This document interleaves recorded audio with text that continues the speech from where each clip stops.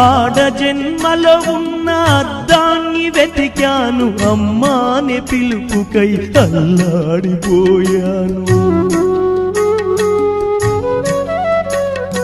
చిన్న నోట తొలిసారి అమ్మాని పలికితే ఆడ జన్మను నేను గెలిచానుకున్నాను.